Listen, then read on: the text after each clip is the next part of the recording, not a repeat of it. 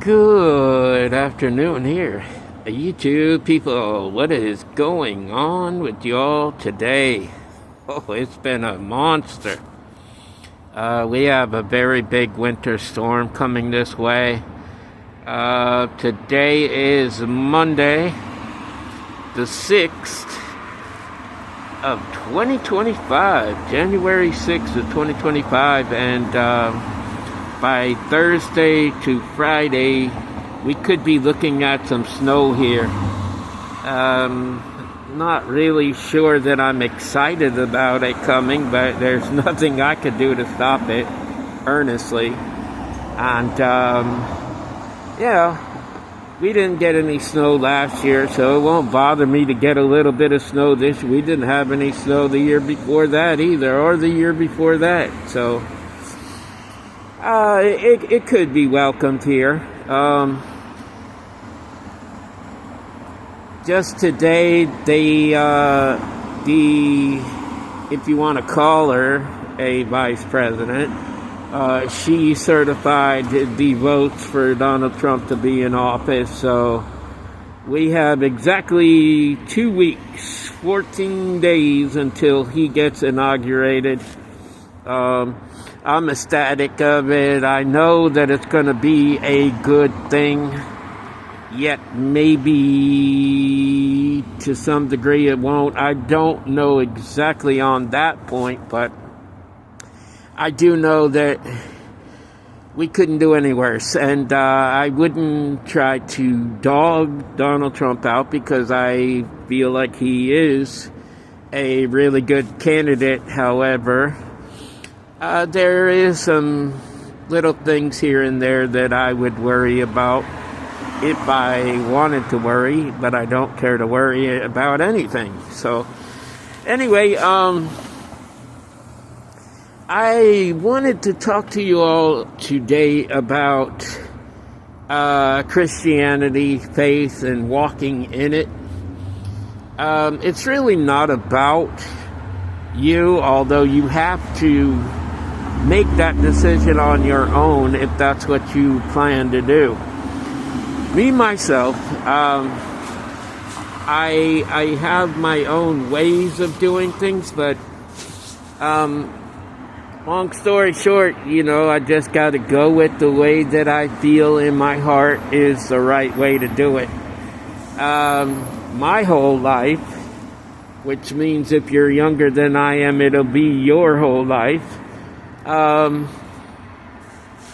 We haven't had what you would consider action. Like, you could take so many stories in the Bible, from the Garden of Eden on down, but like the story of Noah, that was prophetic, and it should have happened, and it did happen, and a lot of things happened during that time. A lot of people were killed off during that time. And, we just had to go with whichever way we were going to go with. But we know the whole story, if we do know the Bible. And Noah and his family actually, got on the boat and took all the animals 2 by 2, went in, and, they survived the 40 days and 40 nights of rain and whatnot. And then we came to the reality of what is currently today. However, you have all kinds of stories like that through the Bible. Moses, him and his staff, and that's where you can really be deceived at also. Okay, you have people out here that they might say to you, oh, I belong to my father, which I know, as my dad once said, that I do, okay? But you have people out here that will profess that they know my father, and they do not know him at all. and they will use a certain type of magic to make it look as if they actually do. If you remember I can't think of their names, the two witch doctors in Egypt that when Moses put his staff down on the ground, it turned into a snake. They also created two snakes. The only problem with that whole thing is my father, he wasn't going to tolerate that, and his snake ate both of their two snakes. So you tell me which one was the best of the best, okay?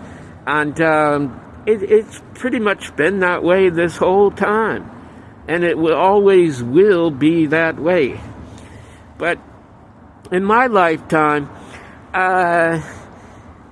it's really just like what a lot of people say is, it's like cotton candy, People don't want to take any action on anything. Nothing at all. You don't see people out here. Now, I have seen a few people when it comes to deliverance. I have seen people working with that in some ways, but it's not on a broad scale, and it doesn't happen daily. A lot of people just don't even deal with that. I've been in churches that they just sit there, the women with their legs crossed and the men with their hands folded, and they just listen to whatever the preacher, minister, whatever you want to call him, is saying. And then when it's all said and done, they get up, they might shake a few hands or hug somebody here and there on their way out, and then they get in their car and they go off to lunch, and then the next day just becomes another day for them. They go to work. They don't really have time with my father or for my father or even doing anything in his name. And my father is quite offended or angered by that. And when you see people, they walk around, like they're on pins and needles, like they don't have no kind of, and now I see what my father meant when he said, you will know the fruit. You will know of their fruit. Because there's just so many of them out here that talk about it, but they do nothing. Absolutely nothing. And it's really eye-opening when I come into contact with those people. Because I can hear them professing with their mouth, but there is no fruit at all. There's nothing that they show that they do through the course of the week to even help anybody, I've told you my experience of being homeless out here, and I was like this and like that, and do you think any of those Christian people actually came to my rescue? No. My family did try to help me to a certain degree. I mean, I'm not unthankful that they didn't try to help me.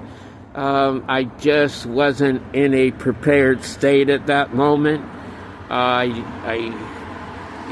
didn't squander away stuff, but it wasn't enough, I guess you could say, to help me at that moment in time. I had to get insurance. I had to pay 6 months in advance on insurance. I had to pay the tax and title on the car.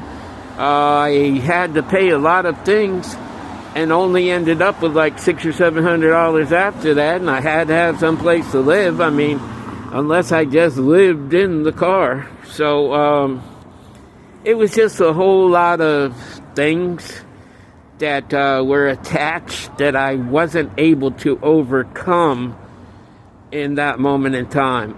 It was a very good gesture, and I'm thankful for that. I would never say that I wasn't thankful for that, but it didn't really help me in that moment.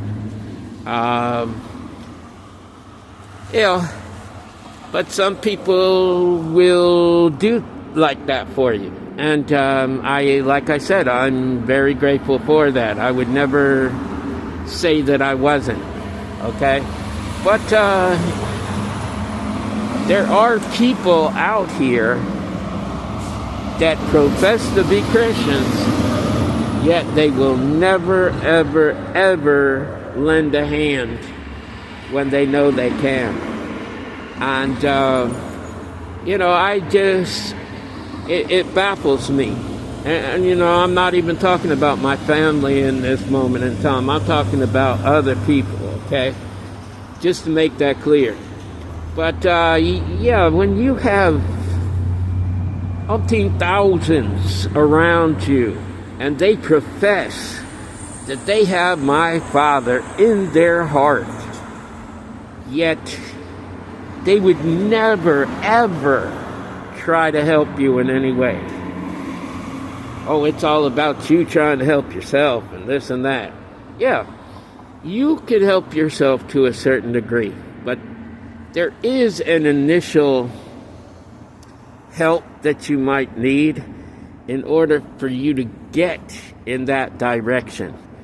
Now, if they helped you there, and maybe you squandered it away on drugs or something like this or that, yeah, I can see that. But I do not do drugs, as I have discussed. I've never done drugs. I deal with a lot of drug addicts because of who I've met during my journeys as being a homeless person. But the way I look at it, and it isn't just this, but this is one of the main reasons that I look like I do. I'm 58, okay?